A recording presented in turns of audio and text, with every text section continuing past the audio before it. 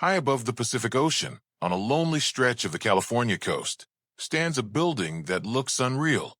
From a distance, it feels like something taken from another continent, another century, another civilization. Twin towers rise into the sky. Stone walls glow in the sunlight. Terraces stretch across the hills. Palm trees surround massive courtyards. It looks ancient, timeless, permanent, like it has always been there, and like it will always remain. This place is called Hearst Castle, one of the most expensive private homes ever built in America, one of the most famous mansions in the world, and one of the strangest personal projects in history, because this house was never finished. Not after 5 years, not after 10, not after 20, not even after 30. For almost 3 decades, construction never truly stopped. Walls were torn down, rooms were redesigned, floors were rebuilt, towers were modified, gardens were rearranged, pools were reshaped, staircases were moved. Again, and again, and again. There was no final version, no moment when the owner said, "This is complete." Instead, there was only constant change, constant noise, constant workers, constant spending. While the world outside went through wars, economic crashes, and revolutions, this house kept growing, slowly, quietly, endlessly. And that raises a question, a dangerous question. Why would anyone do this? Why would someone keep pouring money into a building that was never finished? Why would a man spend decades changing a house that was already bigger than most palaces? Why couldn't he stop? To understand that, we have to forget the castle for a moment and look at the man behind it. In the early 20th century, America was changing fast. Cities were growing, factories were expanding, newspapers were everywhere, and information was becoming power. One man understood this better than anyone. His name was William Randolph Hearst. By his mid-30s, Hearst controlled dozens of newspapers. By his 40s, he controlled public opinion. By his 50s, he was one of the most powerful private citizens in the United States. He decided which politicians looked strong, which wars seemed necessary, which scandals mattered, which stories disappeared. His headlines shaped reality. People didn't just read Hearst's papers. They believed them. He wasn't just rich. He was influential, feared, respected, and sometimes hated. To many, he looked unstoppable. But inside, Hearst was driven by something deeper than money. He was driven by legacy, by the fear of being forgotten, by the desire to build something that would outlive him. Hearst had grown up surrounded by wealth. His father had made a fortune in mining. He had traveled across Europe. He had walked through ancient castles, Italian villas, Spanish cathedrals, French palaces. He had seen buildings that were hundreds of years old, structures that had survived empires, kings, revolutions, and he wanted the same. Not just success, not just power, immortality. And he believed architecture could give it to him. So when Hearst looked at the hills of San Simeon, he didn't see empty land. He saw a future monument, a personal kingdom, a symbol of permanence. In 1919, he decided to build. At first, it was supposed to be simple, a modest retreat, a place to relax, a ranch-style house, nothing extreme. But almost immediately, the plan began to change, and change, and change. Each new idea replaced the previous one. Each new vision was bigger than the last. Soon, the project stopped being a home. It became an obsession. Hearst hired Julia Morgan, one of the most talented architects in America. She would spend nearly 30 years working on this single project. Together, they began creating something without limits. No budget, no deadline, no restrictions. Hearst sent letters constantly, sometimes dozens per week, with new instructions, new ideas, new complaints, new demands. Move this wall.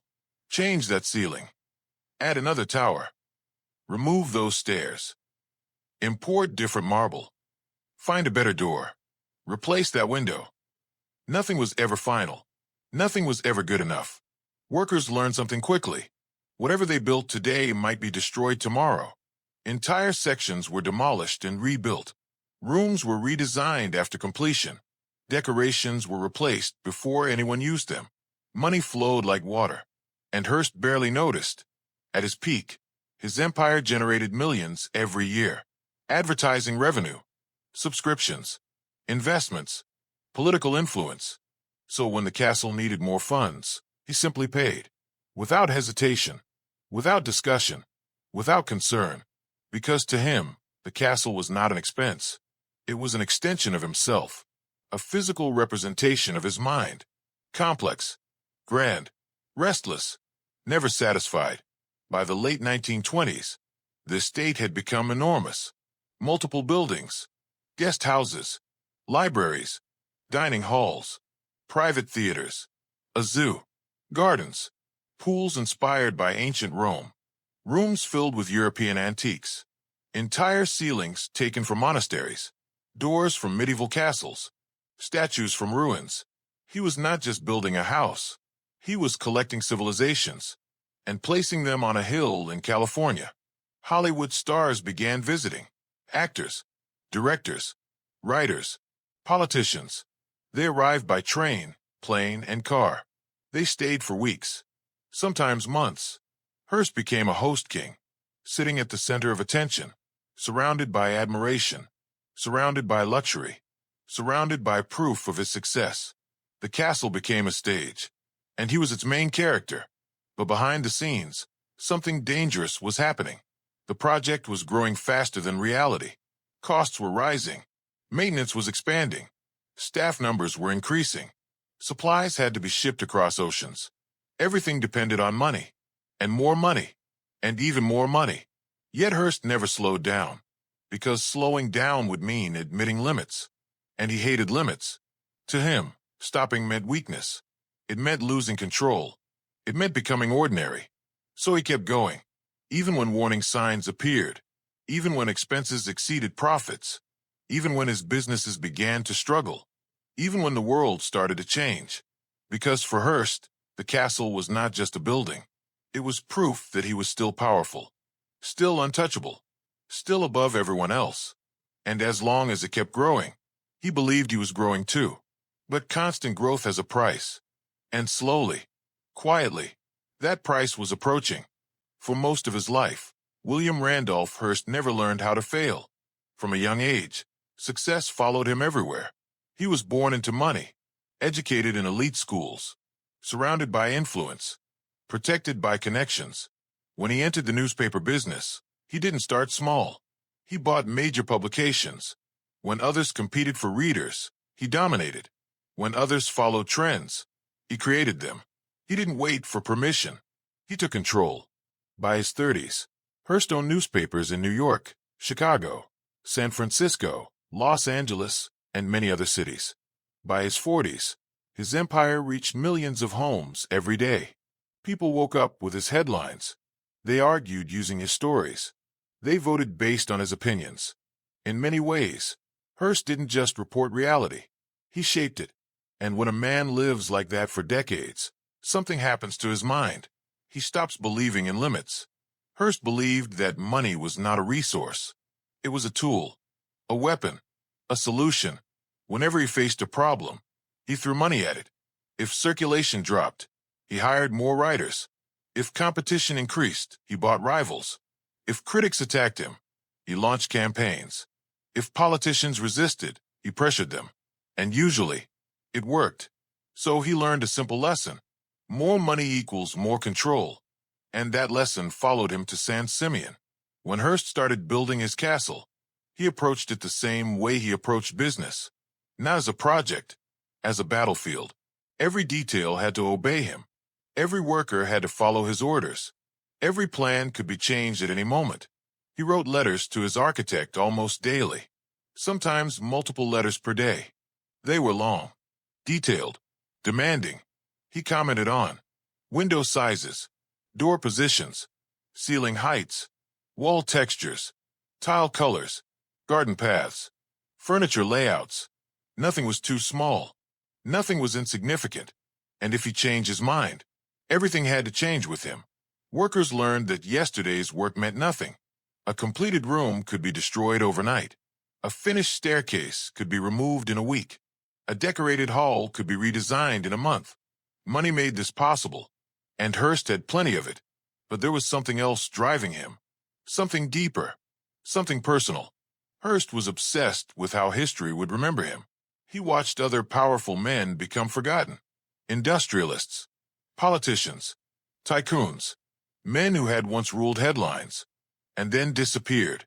He hated that idea. He feared irrelevance. He feared becoming just another name in a textbook. So he tried to turn himself into a monument, and the castle was part of that strategy. It was supposed to outlive newspapers, outlive magazines, outlive political alliances. Stone lasts longer than ink. Walls last longer than headlines. And Hearst understood that. Every tower was a statement. Every imported ceiling was a message. Every pool was proof. I was here. I mattered. I built this. Visitors saw luxury, but they didn't see pressure. They didn't see insecurity. They didn't see fear. They saw parties, dinners, swimming, music, laughter, famous guests. Charlie Chaplin, Greta Garbo, Winston Churchill, presidents, generals, stars. They all came, and Hearst loved it, because every visitor confirmed his importance. Every invitation reinforced his status. Every compliment strengthened his belief in himself. The castle became his emotional fuel. When business was good, he expanded. When business was bad, he expanded even more, because building made him feel powerful. It made him feel safe. It made him feel in control. But outside San Simeon, the world was changing. The 1920s ended. The Great Depression began. Banks collapsed. Businesses failed. Unemployment exploded. Millions lost everything. Even powerful empires felt the shock, including Hearst's. Advertising revenue dropped. Subscriptions fell. Costs stayed high. Competition increased. Radio became popular. Then television appeared. People no longer depended on newspapers like before. Slowly, Hearst's influence weakened. Not suddenly, not dramatically, but steadily, like water leaking from a dam. And yet, construction at the castle continued, almost unchanged. The same workers, the same shipments, the same redesigns, the same expenses. Because Hearst refused to adjust. He refused to accept a smaller reality. To him, reducing the project would mean admitting decline. And decline was unacceptable. Privately, his advisors worried. His bankers worried. His family worried. Debts were growing. Loans were increasing. Interest was accumulating. Assets were being stretched. But Hearst dismissed concerns. He had survived crises before. He believed he would survive this one too. He trusted his instincts. He trusted his power. He trusted his past success. And most of all, he trusted his money. But money was no longer infinite. And he didn't realize it. Psychologically, Hearst was trapped. He had built his identity around expansion, around growth, around dominance. Stopping felt like death. Slowing down felt like humiliation. Letting go felt like surrender. So he kept moving forward, even when forward led to danger. Even when the ground beneath him was weakening. The castle became more than a home. It became a defense mechanism. Whenever reality threatened him, he escaped into construction, into design, into marble, into towers, into endless planning. It was his way of avoiding loss, of avoiding fear, of avoiding the idea that his time might be ending. By the late 1930s, Hearst was fighting on multiple fronts. Business problems, political decline, health issues, financial pressure, public criticism. And still, the castle demanded attention. It demanded money. It demanded decisions. It demanded energy. It demanded control. It was no longer supporting him. It was draining him. But he couldn't see it. Because emotionally, he was too invested. He had given the castle decades of his life. He had poured his identity into it. Walking away would mean admitting that all of it might have been a mistake. And that was unbearable. So he stayed. He continued. He spent. He ordered. He rebuilt. He insisted. Even as cracks formed in his empire. Even as his influence faded. Even as the world moved on. In public, Hearst still looked powerful. In private, he was struggling. The castle remained magnificent, but the foundation of his life was weakening. And soon, The cost of constant spending would come due. For years, William Randolph Hearst believed in one simple idea. As long as the money keeps coming, nothing can touch me. And for a long time, he was right. No matter how much he spent, no matter how many workers he hired, no matter how many materials he imported, the bills were paid. The account stayed positive. The empire kept moving. So Hearst never learned to prepare for loss. He never learned to slow down. He never learned to save. He only learned how to expand. And expansion is dangerous when the world changes faster than you do. By the early 1930s, cracks began to appear. At first, they were invisible. Small declines in newspaper sales, minor drops in advertising, slight delays in payments. Nothing dramatic, nothing alarming, just small signals. Signals that Hearst ignored, because he had seen small problems before, and he had always defeated them. So he assumed this time would be the same. But this time was different. The Great Depression had reshaped America. Millions were unemployed. Families were struggling. Businesses were collapsing. People were spending less. Advertisers were cutting budgets. Subscriptions were declining. And newspapers, Hearst's main source of power, were slowly losing relevance. People had fewer coins in their pockets and fewer reasons to buy papers. At the same time, radio was becoming popular. For the first time, Americans could hear news instantly, for free. No paper, no subscription, no delivery, just sound. And later, television would follow. Images, motion, stories, live. The media world was evolving, but Hearst's empire was built on print, and print was weakening. Behind closed doors, financial reports began to change. Revenues were shrinking, costs were rising, debt was increasing. Interest payments were growing. Loans were multiplying. Suddenly, Hearst was no longer operating on profit. He was operating on credit, borrowed money, promises, delayed payments. But on the hill in San Simeon, nothing changed. Construction continued. Workers kept arriving. Materials kept coming. Designs kept evolving. The castle consumed money like a living organism, and it never stopped being hungry. Every month, the estate required salaries, supplies, repairs, transportation, maintenance, security, renovations, thousands, then tens of thousands, then hundreds of thousands, again, and again, and again. The castle was no longer just expensive. It was relentless. It demanded constant feeding, and Hearst kept feeding it, because emotionally, he couldn't imagine doing anything else. His advisors noticed. His accountants noticed. His bankers noticed. They warned him. They showed him numbers. They explained risks. They suggested reductions, delays, cuts, simplifications. But Hearst resisted. He rejected the idea of retreat.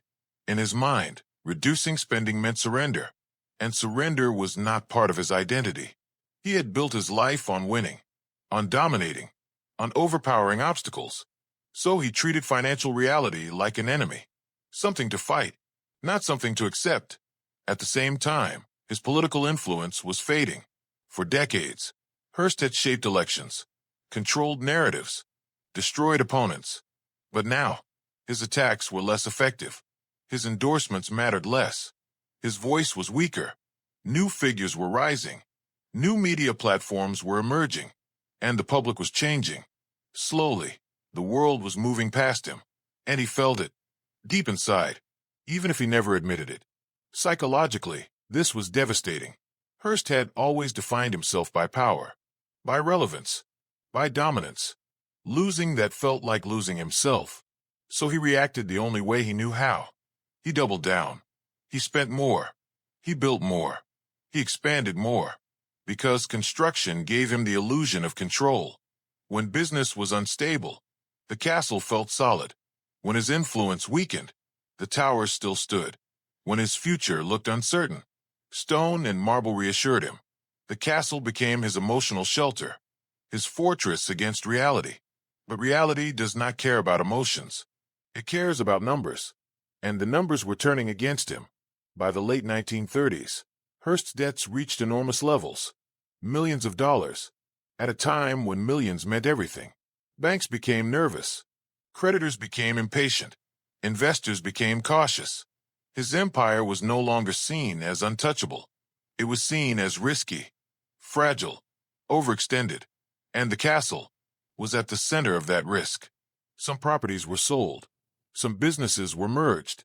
Some assets were sacrificed. Slowly, Hearst began losing pieces of his empire, not in public, not dramatically, but quietly, in contracts, in meetings, in private agreements. He was giving up control, bit by bit, and he hated it. Inside Hearst Castle, life continued almost normally. Guests still arrived. Meals were still served. Music still played. Rooms were still decorated. But behind the scenes, pressure was rising. Budgets were tightening. Orders were delayed. Projects were postponed. Some planned expansions were canceled. For the first time in decades, limits appeared, and Hearst noticed. He became more anxious, more demanding, more controlling. He sent even more letters, gave even more instructions, changed designs more frequently, as if constant activity could erase uncertainty, as if movement could stop decline. But decline continued, slowly, silently, relentlessly. By the early 1940s, Hearst was fighting on too many fronts: financial stress, political loss, public criticism, health problems, aging, and an estate that never stopped demanding money. He was exhausted, not physically, mentally, emotionally, spiritually. The man who once dominated America was now struggling to maintain balance, and the castle had become part of the problem, not the solution. For the first time in his life, Hearst faced a terrifying thought. What if I cannot afford my own dream anymore? What if the thing that made me powerful is now destroying me? He never said it out loud. He never admitted it. But his actions showed it. Construction slowed. Plans were reduced. Expenses were monitored. Not stopped. Not ended. But controlled. Weakly. Reluctantly. Too late. The era of unlimited spending was ending. The age of consequences was beginning. And Hearst was not ready for it. For most of his life, William Randolph Hearst had controlled everything: money, media, politics, people. When he wanted something, it happened. When he ordered something, it was done. When he decided something, no one questioned it. Power was his natural environment. Control was his identity. But by the early 1940s, that control was slipping away. Slowly, quietly, almost invisibly. It didn't begin with a collapse. It began with resistance. Bankers started asking questions. Accountants started demanding reports. Lawyers started reviewing contracts. Investors started hesitating. For the first time in decades, people were no longer automatically saying yes to Hearst. They were saying, let's think about this. We need guarantees. We need limits. We need protection. To Hearst, this felt insulting. He had built empires. He had influenced presidents. He had shaped public opinion. And now, someone wanted paperwork, permission, conditions. It felt like humiliation. Behind the scenes, financial negotiations became tense. Banks worried about his growing debt. They feared that if Hearst collapsed, they would collapse with him. So they began to demand changes: spending cuts, asset sales, reorganization, structural reforms. In simple terms, they wanted control, and Hearst hated that. For decades, he had been the one controlling others. Now, others were controlling him. His businesses were forced into agreements. His companies were monitored. His budgets were supervised. Decisions that once took minutes now took weeks, sometimes months. The empire that had once moved at his command now moved at the speed of bureaucracy, and every delay felt like weakness. At the same time, his health was declining. Years of stress, pressure, work, conflict, and obsession were catching up with him. He was aging. He was tired. He suffered from high blood pressure, fatigue, chronic illness, and emotional exhaustion. But he refused to slow down. He continued working, writing, ordering, planning, even when his body warned him to stop, because stopping meant confronting reality. And he wasn't ready for that. Inside Hearst Castle, the atmosphere changed. Not dramatically, not suddenly, but noticeably. Construction slowed. Some projects were paused. Certain expansions were canceled. Supplies arrived less frequently. Staff numbers were reduced. Budgets were monitored. For the first time, money mattered. The castle was no longer a blank check. It had limits, and everyone felt it. Guests noticed the difference. Fewer parties, shorter stays, less extravagance, less spontaneity. The golden age of endless hospitality was fading. The estate was still beautiful, still impressive, still luxurious, but something was missing. Carelessness, freedom, excess, the sense that nothing could go wrong. Privately, Hearst became more anxious, more suspicious, more controlling. He questioned expenses, checked reports, demanded explanations. He wanted to know where every dollar went, where every delay came from, why every project took longer, why every decision needed approval. The man who once ignored numbers, now obsessed over them, because he knew something was wrong, even if he refused to say it. Psychologically, Hearst was entering dangerous territory. He was losing three things at once: power, health, independence. Each loss reinforced the others. Less power, more stress. More stress, worse health. Worse health, less control. It became a cycle, a trap, and the castle stood in the center of it. For years, the estate had symbolized dominance. Now it symbolized dependency. It depended on banks, on contracts, on approvals, on budgets, on restrictions. Every stone reminded Hearst that he was no longer free, that he needed permission to maintain his own dream, and that was unbearable. In meetings, he argued. In letters, he complained. In private, he raged. He blamed advisors, blamed managers, blamed the economy, blamed politicians, blamed competitors. He blamed everyone except himself, because accepting responsibility would mean admitting that his choices had led here, and he couldn't accept that. By the mid-1940s, control over his empire was fragmented. Different companies were managed by committees. Financial decisions were shared. Major investments required approval. Legal oversight increased. His autonomy was disappearing, and with it, his sense of identity. Then came 1947, a turning point. That year, Hearst suffered a serious stroke. It weakened him physically, emotionally, mentally. He recovered partially, but he was never the same. His energy was gone. His stamina was reduced. His ability to dominate situations declined. And suddenly, the unstoppable man looked fragile. Doctors advised rest. Family advised caution. Advisors advised withdrawal. They wanted him to step back, to delegate, to relax, to protect his health. But Hearst resisted, because stepping back meant stepping aside, and stepping aside meant losing relevance. So he continued working, from his rooms, from his bed, from his estate, from wherever he could, still trying to control, still trying to command, still trying to decide, even as his strength faded. Eventually, it became impossible.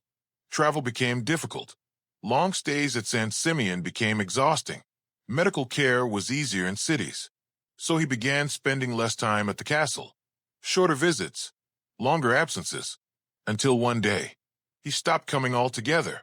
The place he had built for decades, the place he had obsessed over, the place that had defined his life, was no longer his home.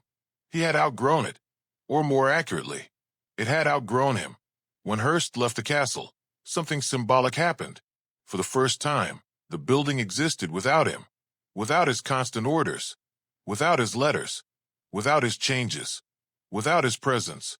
Construction slowed even further. Some projects were abandoned, others were frozen. The era of endless transformation was over, not because he chose it, but because he had no choice. In public, Hearst still carried his famous name, but behind the scenes, his power was gone. He was no longer the architect of his empire. He was a participant in its management, a consultant, a figurehead, a memory of past greatness. And that realization was painful. The man who had once controlled America now struggled to control his own life. And the castle, once a symbol of triumph, now stood as proof that nothing lasts forever. Not power, not money, not influence, not even dreams. The loss of control was complete. What remained were consequences. By the late 1940s, William Randolph Hearst was no longer the man he had been. The energy was gone. The confidence was weakened. The certainty was fading. What remained was a shadow of his former self. Still intelligent, still proud, still aware, but tired, very tired. After his stroke in 1947, everything changed. Recovery was slow, painful, incomplete. His body refused to obey him the way it once had.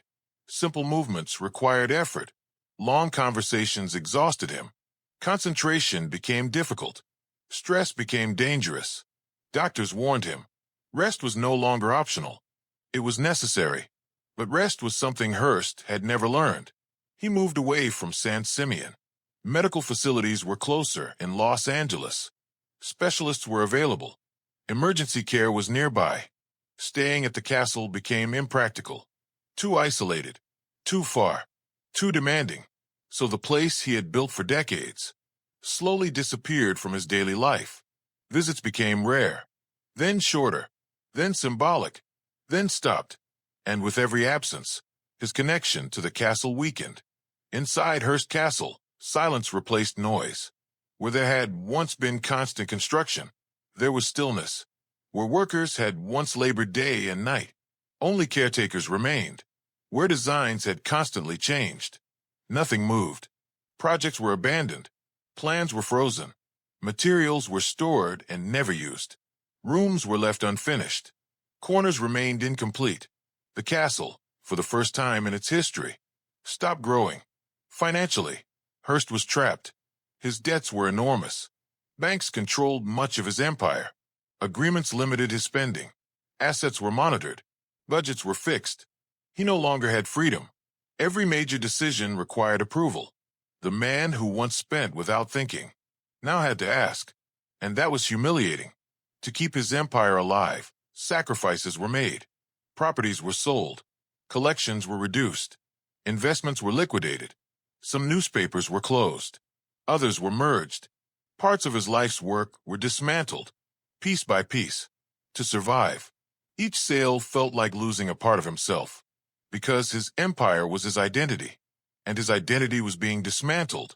Emotionally, Hearst became more withdrawn, more reserved, more cautious. The charismatic host, the powerful publisher, the fearless fighter, was replaced by a quiet, aging man, surrounded by nurses, doctors, lawyers, advisors, paperwork, schedules, restrictions. His world had shrunk, and he felt it. His longtime companion, Marion Davies, remained by his side. She supported him, protected him, encouraged him, but even her presence could not erase the sense of loss. He had once commanded thousands. Now he depended on a few. He had once shaped history. Now he watched it pass. Occasionally, he asked about the castle, about its condition, about its maintenance, about visitors, about repairs, but he rarely spoke of returning. Deep inside, he knew. That chapter was closed. The dream was over. In 1951, William Randolph Hearst died. He was 88 years old. His death was quiet, without spectacle, without power, without headlines dominating the nation.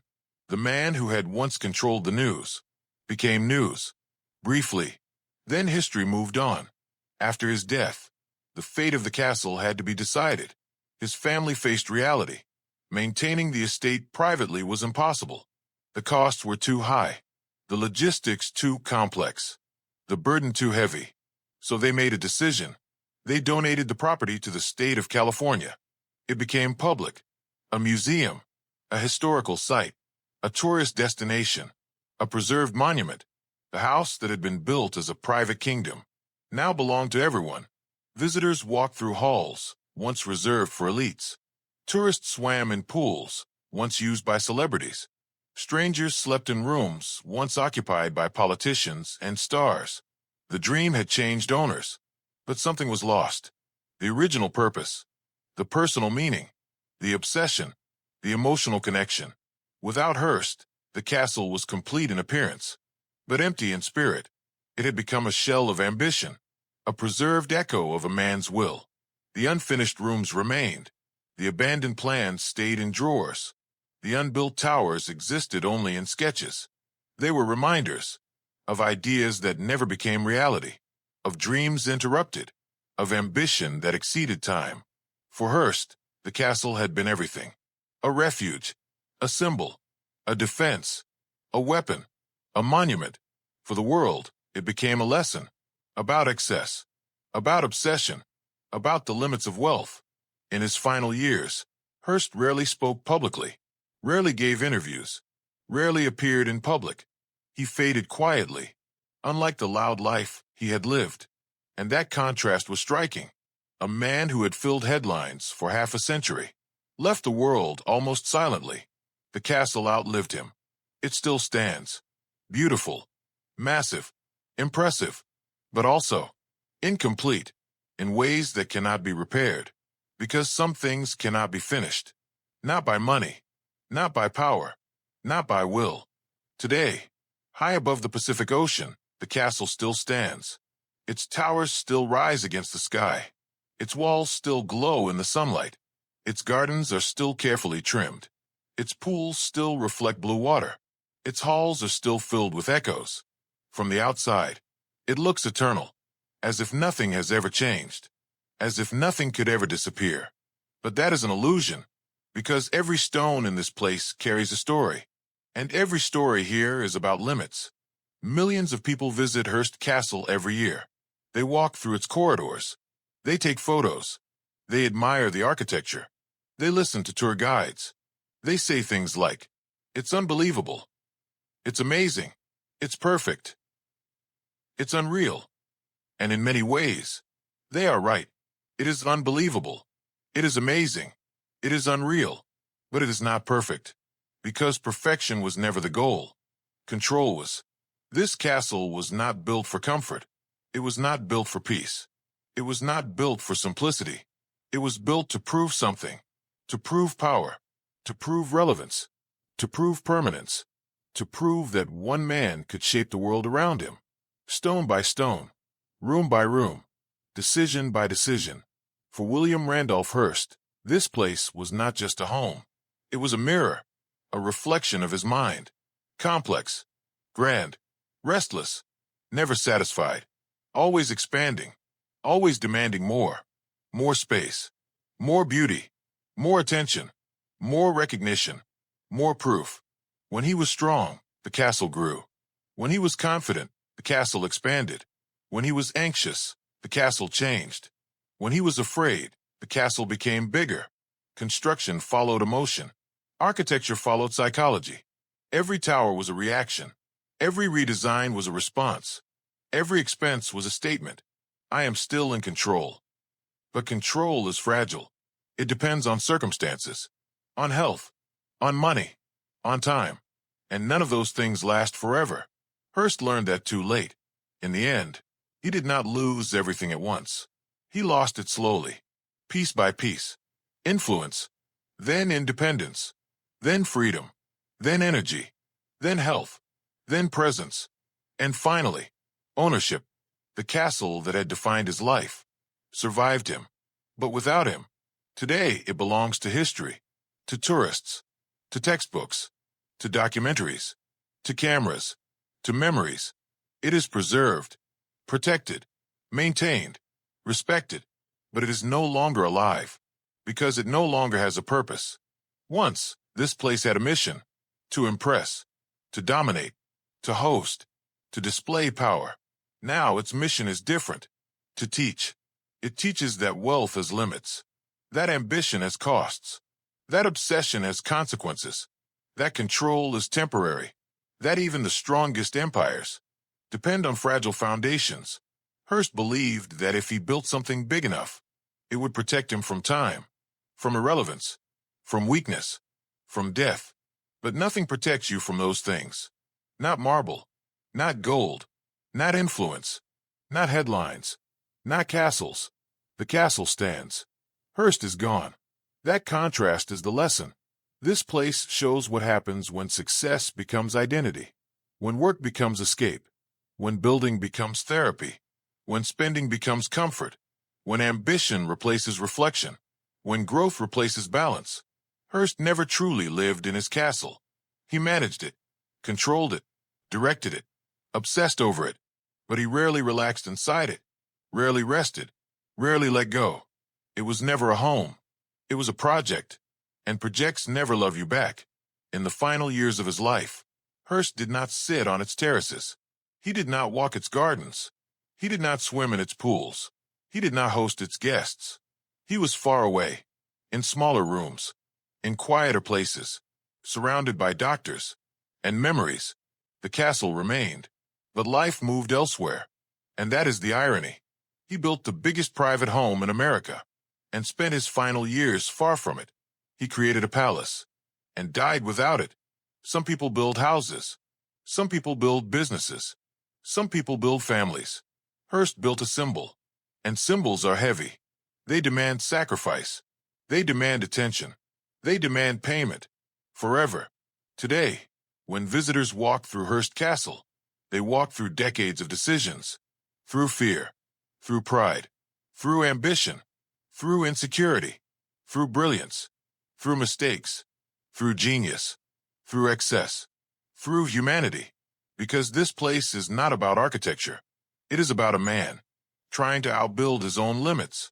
In the end, he failed, not because he was weak, but because he was human.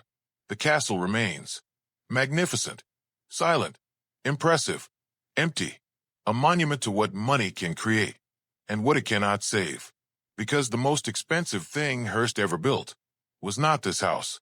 It was the life he spent chasing it.